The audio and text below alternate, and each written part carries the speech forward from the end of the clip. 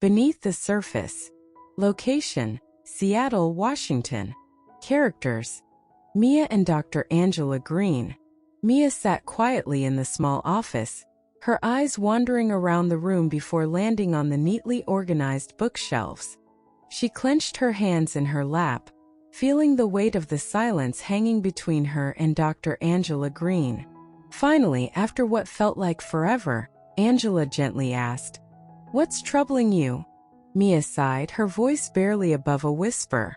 I had a panic attack earlier today. It was over something so ridiculous." She scoffed, shaking her head. "Of course it was ridiculous. It's me." Angela tilted her head, her voice calm and encouraging.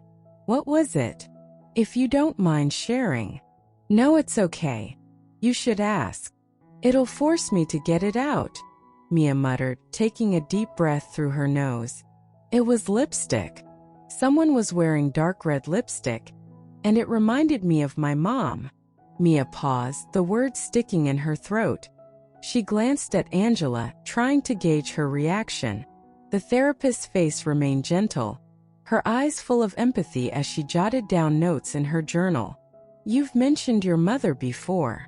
It seems like there's some tension there. Do you want to talk more about that?" Mia let out a bitter laugh, slumping back in her chair. "Tension? Yeah, that's one way to put it. She's mean." Mia rubbed her face, feeling the weight of her words. "That sounds childish, I know, but she was more than just mean. She was emotionally abusive. Never physical, but her words were enough. She'd talk about me behind my back, say that every bad thing I experienced was my fault, that I deserved it. I was the bad kid, the one who ruined everything." Angela's notebook closed quietly, signaling that she was listening even more closely now. Mia continued, her voice trembling slightly. "She didn't just argue with me. She'd fight with my dad too, constantly.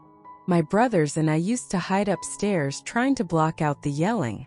I'd put on headphones, turn up the music, anything to drown it out." She paused, half smiling through the pain. "Mommy issues, right?" Angela remained thoughtful for a moment before asking, "How do you think your relationship with your mother affected your life as you grew up?" Mia sat up straighter, her hands gripping the arms of the chair. "Oh, in every possible way.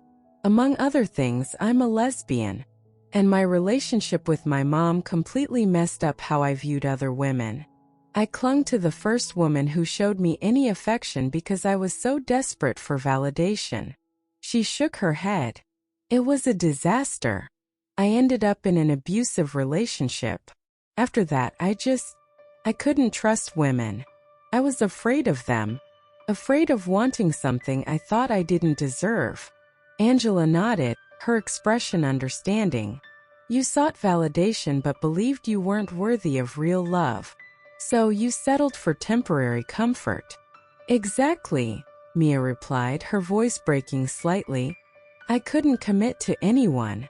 I thought I wasn't good enough, so I ran. And I hid behind work, behind alcohol. I was a mess." The room fell quiet again as Mia's thoughts drifted back to her family. She took a shaky breath, her eyes welling with tears. "My mom always praised my brothers. They were the golden kids. Miguel especially before he came out as trans. Once he did, though, she treated him like she treated me. Like we were both mistakes." Mia wiped at her eyes, trying to steady herself. "I did everything I could for him. I helped him when she wouldn't. I cut his hair, bought him a binder when he needed it, used the right pronouns. I did everything to make him feel safe in his own skin, because she never would." Her voice cracked and she swallowed hard. "But no matter what I did, I still felt like a failure. Like I wasn't good enough." Her dog, Muerte, nudged her leg with his nose, sensing her distress. Mia absent-mindedly scratched his ears, feeling his comforting presence beside her. "I joined the military because I didn't know how else to escape," she continued, her voice barely a whisper. "I thought if I died serving, maybe I'd matter. Maybe I'd be worth something. I didn't have the courage to do anything else. Angela leaned forward slightly, her voice gentle. Why do you think it's so hard for you to talk about your mom like this? Mia sniffled, wiping at her eyes again. Because she's still my mom. And she was kind to my brothers when we were kids. I just don't understand why I didn't get that side of her. Why didn't I get the gentle words, the hugs, the love? Her voice broke as she looked at Angela with tear-filled eyes. Did I not deserve it? Was there something wrong with me? Muerte licked Mia's hand again, sensing her pain. She smiled faintly through her tears, running her fingers through his fur. Angela gave her a soft, understanding look. Mia, none of this was your fault. You didn't deserve to be treated that way. What you went through was real. And it's okay to feel conflicted about it. Mia nodded, her heart heavy but somehow lighter after sharing her truth. For the first time in a long time she felt seen. Thank you, she whispered, her voice soft but full of meaning. For listening. Angela smiled warmly. You're welcome, Mia. You deserve to be heard. The room was quiet once again, but this time it wasn't filled with the weight of unspoken pain. It was a space of healing, of hope. Mia wiped her eyes one more time, exhaling a shaky breath. The emotions that had been bottled up for years slowly started to unravel, leaving her feeling exposed but oddly lighter. She wasn't used to this, to being vulnerable without fearing judgment or ridicule. Angela leaned back in her chair, giving Mia the space she needed to gather herself. After a moment, she asked gently, "What do you want moving forward? What's the next step for you?" Mia sat quietly, reflecting on the question. She hadn't really thought about it like that before. For so long, she'd just been surviving, putting one foot in front of the other without any clear idea of where she was going. I don't know, Mia admitted. I think I want to stop running from it. From everything, my past, my feelings. I'm tired of carrying this weight around. She looked down at Muerte, who was now resting his head on her lap. I want to be better. For myself, and for him. He's been the only one by my side this whole time.